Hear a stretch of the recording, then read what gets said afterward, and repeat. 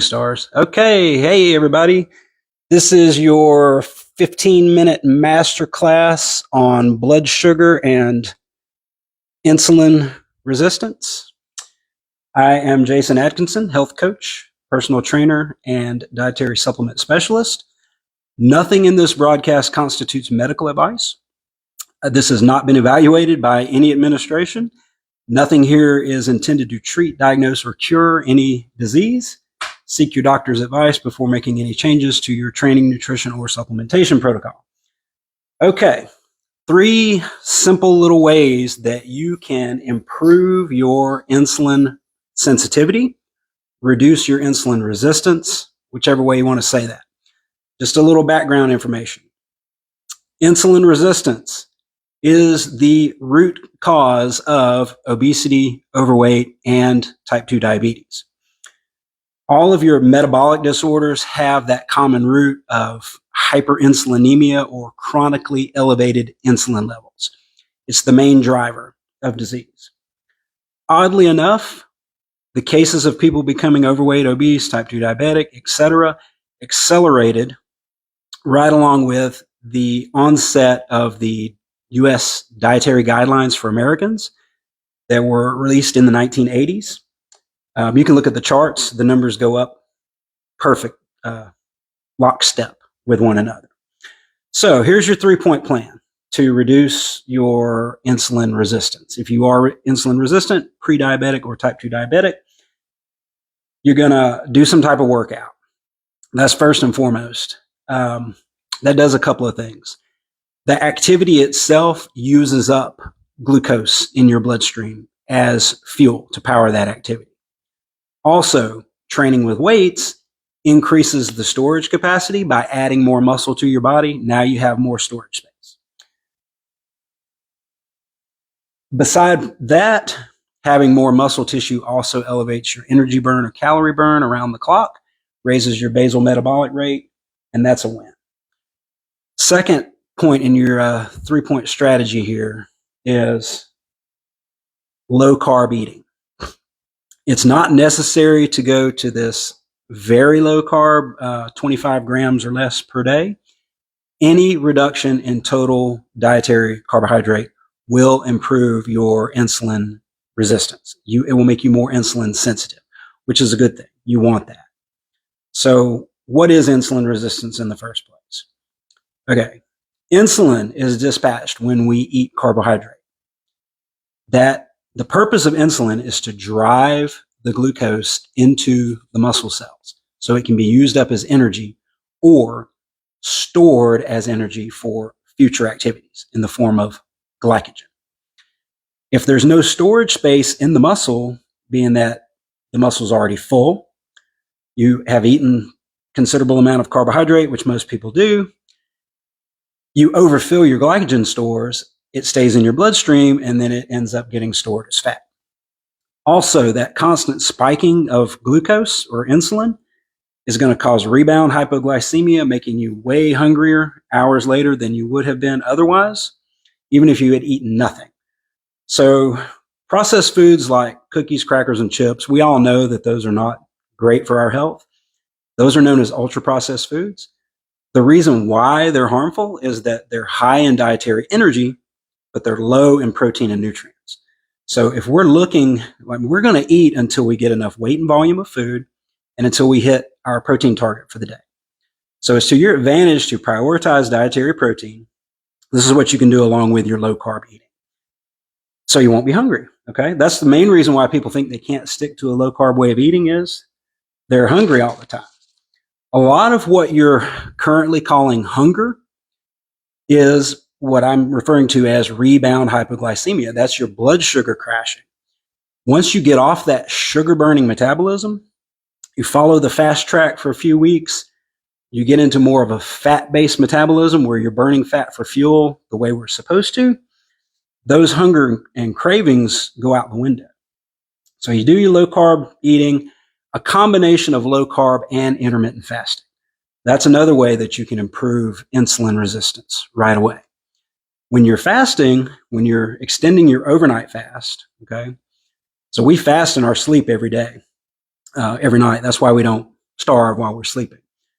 So our body is conditioned to run on fat when there's no glucose or carbohydrate available. That's the whole reason we store body fat in the first place, is to have an energy source when there's no glucose around, which throughout most of human history, that was the majority of the time.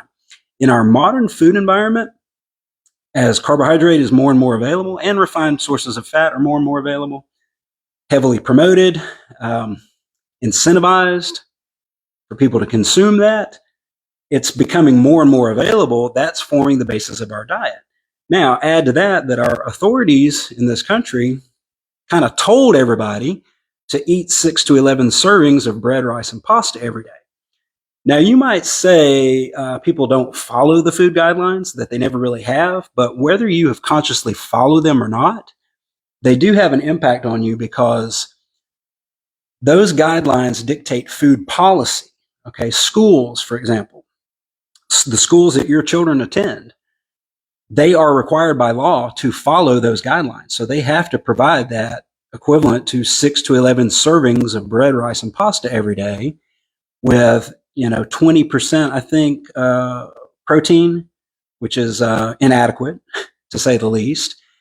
And that's what's forming the majority of our food supply. So military people have to follow those guidelines. Anybody in the military, any institutions have to follow those same guidelines, including schools and universities. Anything that has any involvement from a government organization has to follow those guidelines. So back to my 3-point plan here. You're going to work out. You're going to deplete the glycogen stored in the muscles. You're going to make room for more. You're going to eat low carb. Choose one of 2 paths you want. The reshape diet, which is carbs on a weekly basis, 2 meals twice a week, or carb backloading, which may be a little more tolerable for some people. That is carbs every day in the evening. Smaller amount, lower frequency, but on a daily basis instead of on a weekly basis. And your current body composition, your current condition is going to determine which of those 2 categories you're in. If you don't know where you should begin, just message me or send me an email. Go to direct.me/reshape. There's a way to contact me there. We can do a one-on-one Zoom call. If you need specific instructions, I'll be happy to do that for you. No cost, no obligation. Zoom call or virtual video consultation just to get more background and customize the program for your particular needs. If you know that you have 10% or more of your body weight that you need to lose in order to meet the maximum requirement for a healthy body weight, maybe I've told you that, maybe you're working with me, we've done a scan before, or maybe you just know you're 10% above your ideal body weight, I would say go straight to the cycling diet, which is carbs on the weekends. So that is 25 grams of carbohydrate or less per day during the week. And then on the weekends, up to 2 meals a day, 1 or 2 days a week, depending on, where you're getting started from. And that is it for frequency.